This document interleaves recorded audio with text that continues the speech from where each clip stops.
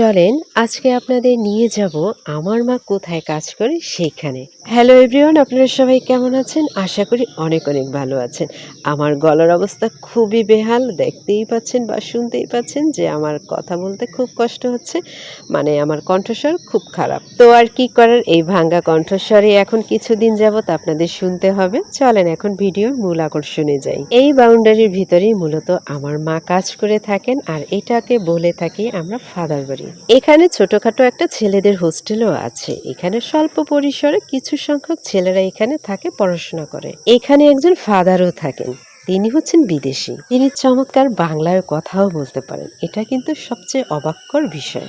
আমার মা মূলত এই ফাদারের দেখাশোনায় এবং ফাদারের যাবতীয় যত কাজকর্ম আমার মা করে থাকে। ফাদার কিন্তু আমার মাকে অনেক শ্রদ্ধা এবং ভালোবাসেন, কারণ আমার মা হচ্ছেন ফাদারের একজন বিশ্বস্ত সহায়ক।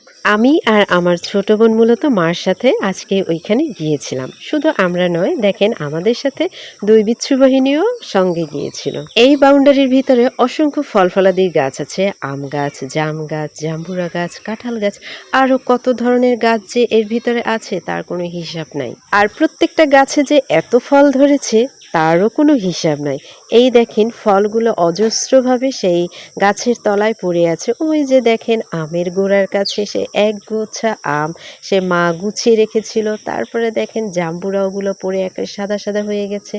এইখানে মূলত সেই ছেলেরা সবজি চাষ করে। আর এই যে দেখেন একটা আম গাছ, এই আম গাছের নিচেও অনেক আম পড়েছিল। আমার মা, আমার বোন এবং আমরা সবাই দেখে হুমড়ি খেয়ে সেই আম টোকাতে খুব ব্যস্ত ছিলাম। আর ওই যে পাশে দেখেছেন একটা ছোট্ট একটা কুঠির, ওইখানে দুটো পোষা কুকুর ছিল। কুকুর দুটো যে এত শান্ত তা বলার কোনো ভাষাই নেই। বিদেশি অবশ্য কুকুর দুটো। সবাই আম কুড়াচ্ছিল আর আমি ভিডিও করছিলাম। তার ফাঁকে আমি আমার বোনকে বললাম, তুই এবার ভিডিও কর, আমি এখন আম কুড়াই।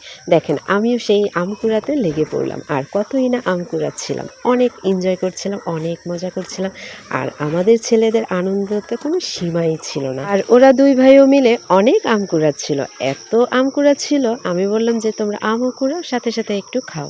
ওরা বলে কি না, আম কুড়াই আগে, পরে খাওয়া যাবে, খাওয়ার তো অনেক সময় আছে। দেখেন কত পাকনা, তাই না আমাদের ছেলে দুটো? দেখেন জাম্বুরা গাছতলা একদম সাদা সাদা হয়ে গেছে। এখানে খাওয়ার আসলে মানুষের অভাব, আমরা পাই না। আর এখানে দেখেন এরা পেয়েও অবহেলা করে, কেউ খায় না। বিদেশের মাটিতেও এরকম গাছগাছালির নিচে অজস্র ফল নষ্ট অবস্থায় পড়ে থাকে। আম গাছগুলো এত বড় যে উপর থেকে পড়া মাত্রই আমগুলা ফেটে যাচ্ছে। দেখেন কি অবস্থা আমের।